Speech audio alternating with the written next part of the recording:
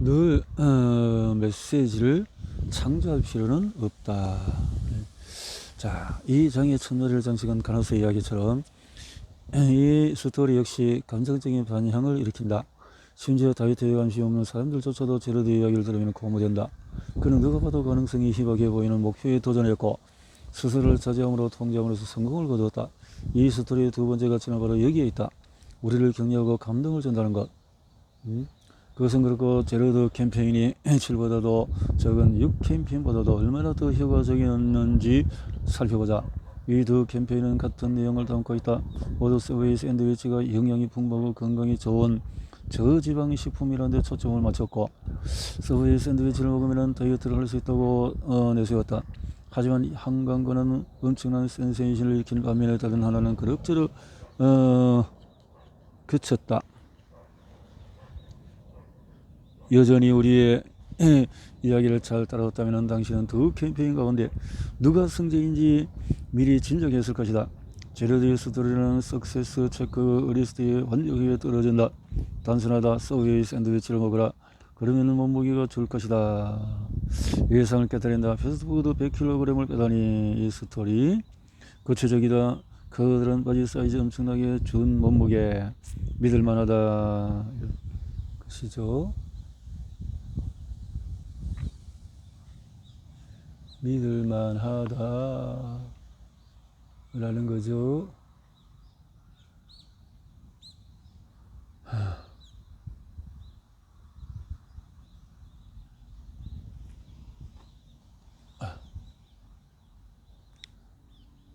감정적인 반응을 유발한다. 우리는 막대한 대중보다도 제로드라는 한 개인에게 더 큰 관심을 갖고 각별히 생각하게 된다. 이 스토리는 메슬레의 욕구 단계 중에서 심한 영역을 건드리고 있다. 이것은 서브웨이의 도움으로 자신의 잠재력을 발휘한 한 사람에 관한 이야기다. 스토리다. 우리의 주인공은 그리 승산이 없는 상황에서 승리를 거두었다. 이 스토리는 우리 역시 이처럼 놀라운 일을 할 수 있다는 용기를 심어준다. 이번에는 7보다도 적은 6 캠페인을 검토해보자. 이 캠페인은 매우 단순하긴 하지만 핵심 메시지의 힘이 떨어진다. 이 캠페인의 핵심 메시지는 우리는 다양한 저지방 샌드위치를 제공합니다.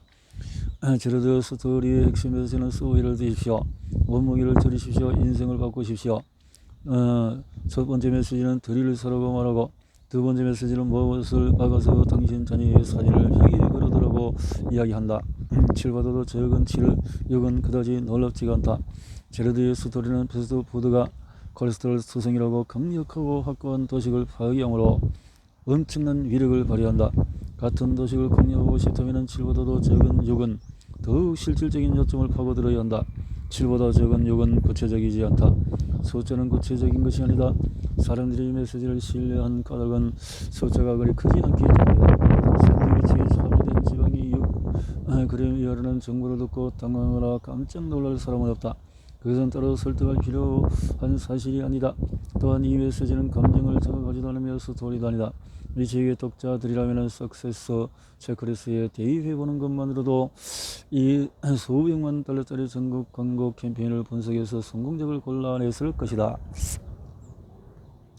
제로드 스토리가 뛰어난 호석을 발휘하자 또 다른 지점은 이 스토리가 세상에 등장하기까지 수많은 사람들의 노력이 필요했다는 것이다. 제로드가 TV 광고에 나타나기까지 얼마나 많은 불가능해 보이는 사건들이 발생했는지 보라. 먼저 작은 서브웨이 가게의 주인이 광고 크리에이티브 디렉터에 기사를 보내는 놀라운 선전 지명을 발휘했다. 크리에이티브 디렉터는 아무런 보증도 없는 일에 무작정 자원을 투자할 정도로 과감했다. 광고 회사 사장은 자신이 뭔가 거대한 일에 참가하고 있음을 깨닫고 광고를 공짜로 만들어 주었다. 이 모두가 결정적인 행위였다.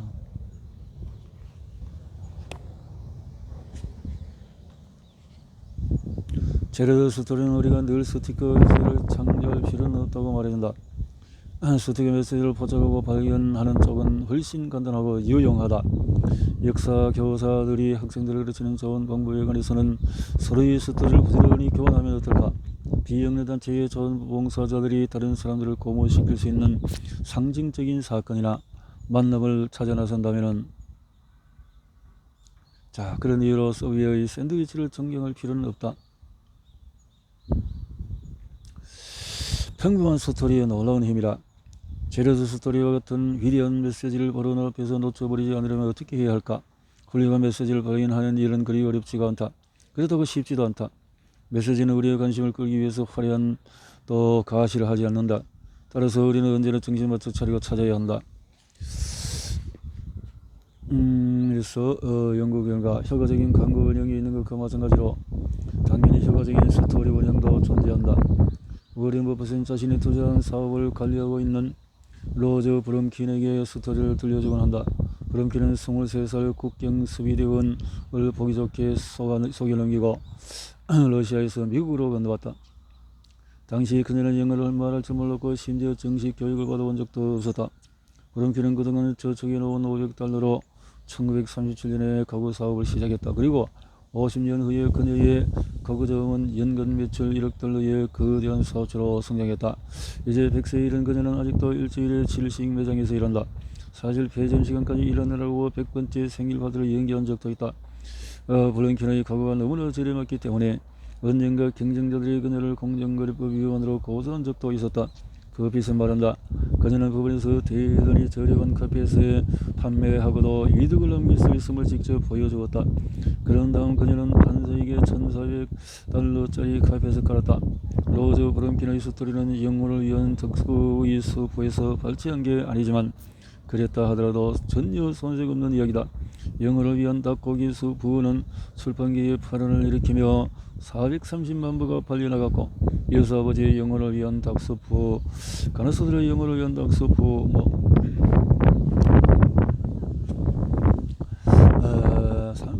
37종에 달하는 시리즈가 속속 출판되었다. 영어를 위한 닭고기 수프 책들은 모든 사람들을 고무시키는 스토리를 담고 있다. 우리를 감동시키고 동기를 부여하고 힘을 북돋워주는 이야기들. 스토리들은 냉소적이고 부정적이며 세상을 의심의 눈으로 보는 도시 전서가 반대선상에 위치한다.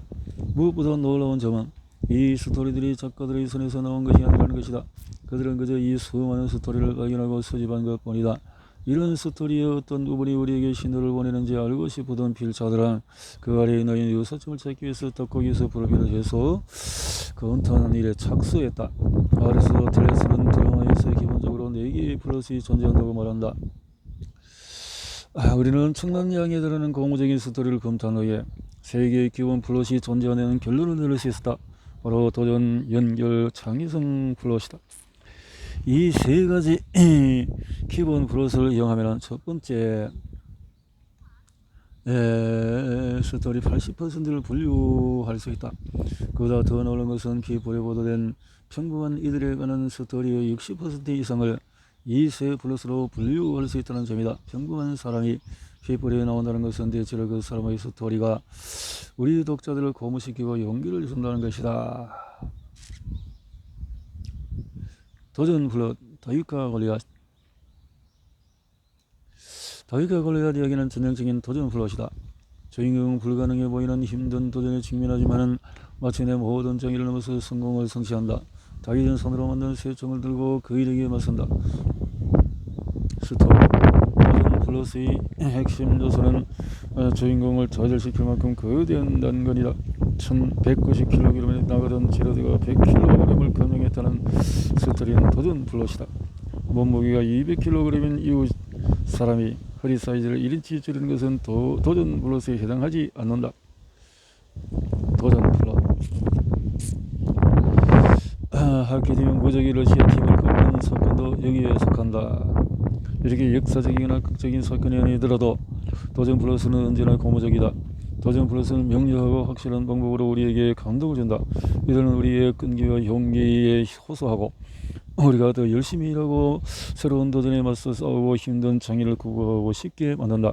어쨌든 로저 브럼킨이 폐점 시간이 될 때까지 100번째 생일 파티를 연기했다는 이야기를 들으면 훨씬 굳건한 마음가짐으로 지저분한 창고를 청소로 갈 수 있지 않을까? 도전 플롯은 우리가 행하도록 격려한다. 도전 플롯은 행하도록 격려한다.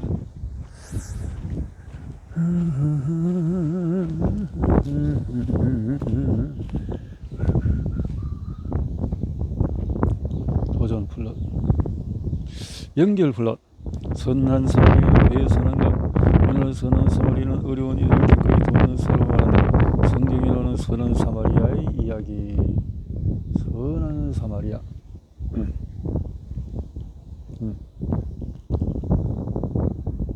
선한 사마리아는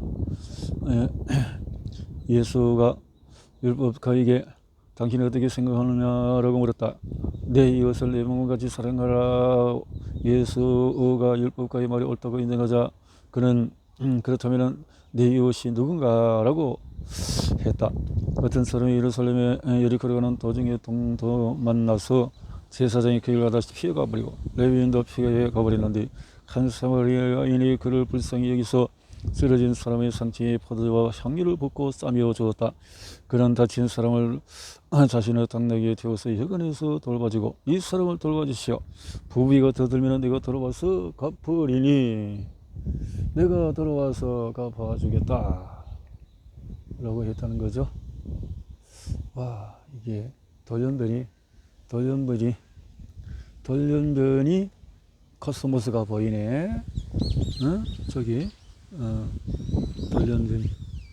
자, 이 많은 중에서 저런 색깔의 노란색이 있다니 참 신기하구나. 자, 이 세 사람 중에서 누가 강도 만난 자의 이웃이겠는가? 자비를 베푼 사람 가서 너도 그렇게 해라. 가서 사마리아는 단순히 착한 사람이 아니다. 그는 거대한 사회적인 고를 건너서 상처 입은 사람을 도운 진정한 사람이다. 이것은 바로 연결 플롯이다. 연결 플롯은 인종, 계급, 종교, 문화, 민족 간격을 비우는 관계를 발전시키는 스토리다. 선한 사마리아인 스토리처럼 굳이 삶과 죽음을 다룰 필요도 없다. 사람들 사이에 연결고리는 민족 그린 이 출연 광고에서처럼 한 병의 코카콜라 같이 아주 사소한 것일 수도 있다. 자그마한 백인 소년이 육정하고 거대한 유명 흑인 운동선수와 마주한다. 그리고 그들을 이어주는 한 병의 코카콜라. 이것은 선한 사마리아에 관한 이야기는 아니지만 확실한 연결 플롯이다. 로미오와 줄리아 아니면 타이타닉을 생각해보라. 모든 연결 플롯은 사회적인 방식으로 우리를 고무시킨다.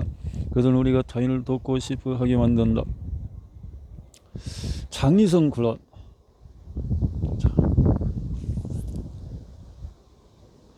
고무적인 스토리의 세 번째 유형은 창의성 플롯이다. 창의성 플롯의 대표적인 원형은 아마 뉴턴의 머리 위에 떨어진 반역 인력의 법칙에 대한 영감을 준 사과 이야기일 것이다.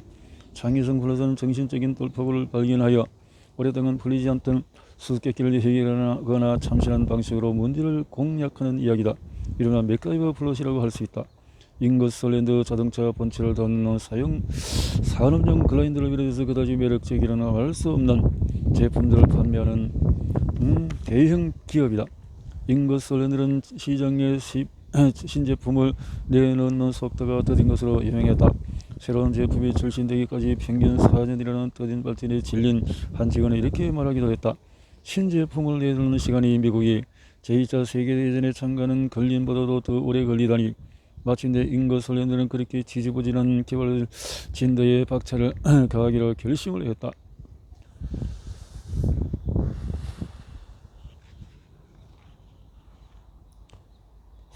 그런 아이템은 집단의 문화를 제대로 변화시키는 데 스토리를 사용하는 놀라운 성과를 일궈내었다.